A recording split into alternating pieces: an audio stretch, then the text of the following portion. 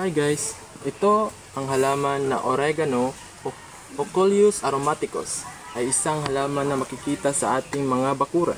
Karaniwan nitong ginagamit sa pampabango dahil sa angking amoy nito na ginagawang pampalasa sa mga lutuin. Tinuturing din itong pampamatagalang halaman na karaniwang tumutubo sa mainit na lugar tulad ng Pilipinas. Tradisyon ng ating mga Pilipino ang paggamit ng oregano bilang alternatibong medisina para itong lunas ng mga karamdaman at nakatulong ito sa mga ating kalusugan. At ito rin ang mga sumusunod. Una, maganda ang oregano sa mga taong may ubo at sipon. Tinutulungan nitong mapahupa ang matinding pag-ubo at alisin ang bara sa ilong dulot ng sipon. Uminom ng oregano tila 3 beses sa isang araw. Pangalawa, nakakatulong ito upang mabawasan ang pamamaga ng lalamunan. Pangatlo, nagbibigay ginhawa ang oregano sa taong may hika at chronic bronchitis.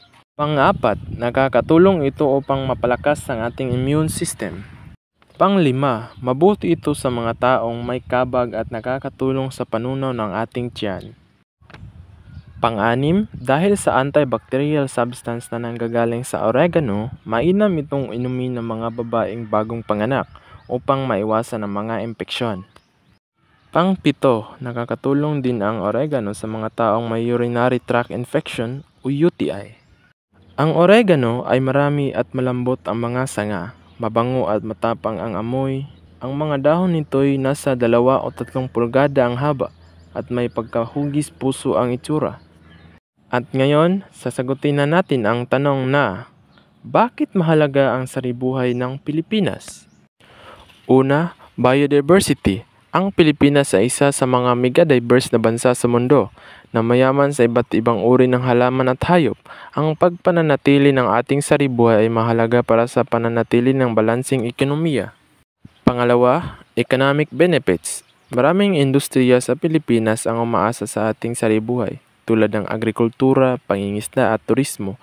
Ang pagkasira ng ating saribuhay ay maaaring madulot ng malaking pinsala ng ating ekonomiya.